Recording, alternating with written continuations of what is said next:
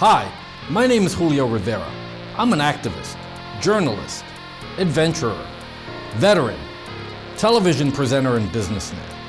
I've covered many of the major historical events going on around the world over the past several years, and after watching regime changes, conflict, and historic elections globally, I've come to the conclusion that the most underreported crisis in the world today can be defined in only one word: malware.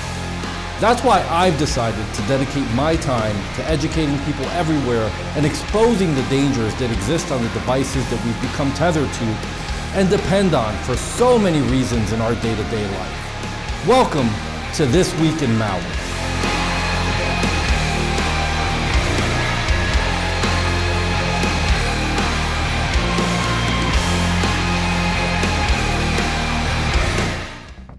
On This Week in Malware, we'll be covering BitPyLock Ransomware has focused on targeting businesses over individuals via phishing campaigns. The hacking group REvil attacks a law firm with a client base that includes Elton John, Robert De Niro, and Madonna, and now they've taken aim at President Trump.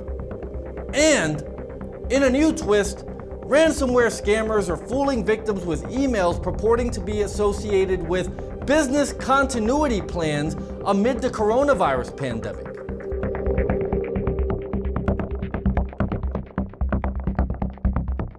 As we've detailed here on This Week in Malware previously, cybercriminals lean on ransomware as it's seen as an easy way to generate revenue. As this threat continues to exist, BitPyLock Ransomware has emerged as one of the latest data locking Trojans circulating through the web. So far, it appears that BitPyLock Ransomware is targeting businesses mainly and not individuals. However, this does not mean that the attackers will not change their approach and opt to attack people like me and you in the future. Propagation and encryption.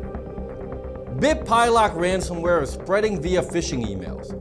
Cybercriminals often mask these spam emails as important messages from the government or a large corporation. The fake emails generally contain a fraudulent message and, of course, a corrupted attachment. If the victim executes the corrupted attached file, their computer will be infected with BitPyLock Ransomware. Upon infecting the victim's computer, BitPyLock Ransomware will scan the data present on the victim's system. Next, BitPyLock Ransomware will trigger its encryption process and lock all the targeted data. All commonly used file types will be locked by this threat swiftly: documents, presentations, databases, archives, spreadsheets, images, audio files, etc. All the encrypted files will have a new extension added to their file names: .bitpy. For example, a file that was named silver-line.mp3 initially will be renamed to silver-line.mp3.bitpy as soon as the BitPyLock ransomware has completed its encryption process. The ransom note. BitPy ransomware will drop its ransom note on the user's desktop in a file named #space help_to_decrypt_your_files pound.html. The cybercriminals explain to the user that their data has been encrypted securely, and if they want to recover their files, they will have to cooperate. Oftentimes, authors of ransomware claim that victims who attempt to unlock their files with a free decryption tool will instead end up damaging them. The attackers demand the payment be in Bitcoin, as using a cryptocurrency instead of conventional payment methods helps cybercriminals protect their identity and avoid punishment for their crimes. The ransom fee in the case of BitPyLock ransomware is 0.8 Bitcoin as of spring 2020.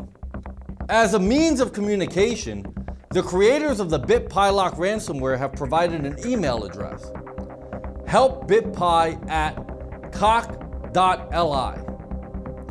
To prove to victims that they are capable of reversing the damage, the attackers are willing to decrypt one file free of charge. In an attempt to put extra pressure on the victim, the attackers claim that unless the payment is processed within 72 hours, they will wipe out the decryption key the victim needs to recover their data. As with all ransomware threats, we strongly advise against you paying these cybercriminals, no matter what they promise you.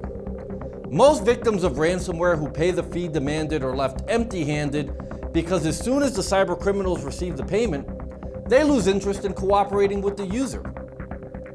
In order to prevent this highly inconvenient outcome, you should consider backing up your files as well as investing in a genuine anti-malware program that will not only remove the BitPyLock ransomware from your computer, but decrease the likelihood that you will get infected in the future.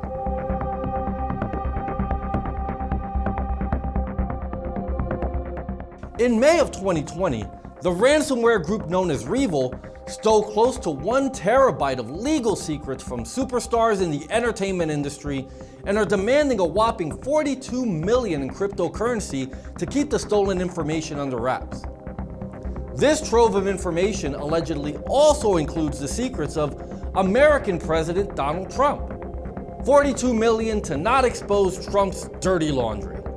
REvil has already released a 2 gigabyte data dump of documents and sent the files to media outlets including Cointelegraph, which reported the details of the hacking attack on New York law firm Grubman, Shire, Marcellus, and Sachs. Some of the firm's clients include Elton John, Robert De Niro, and pop icon Madonna. Despite the massive attack, which resulted in 756 gigabytes worth of data connected to confidential contracts, personal correspondence, non-disclosure agreements, and private information being stolen, the company has refused to meet the hackers' demands.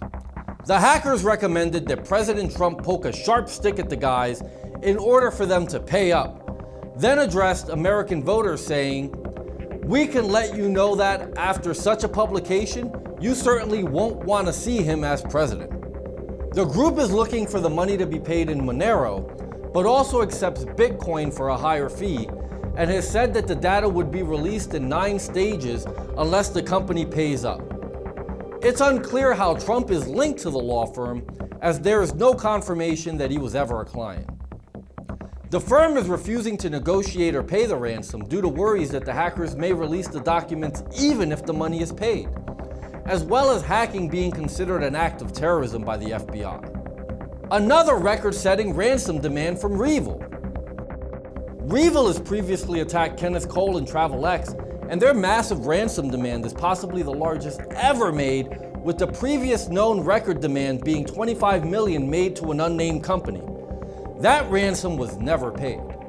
Grubman, Shire, Marcellus, and Sachs said in a statement to Page 6, "Our elections, our government, and our personal information are under escalating attack by foreign cybercriminals. Law firms are not immune from this malicious activity." The ramifications of this attack are still yet to be seen, but this is certainly a story that we will be keeping our eyes on in the weeks to come.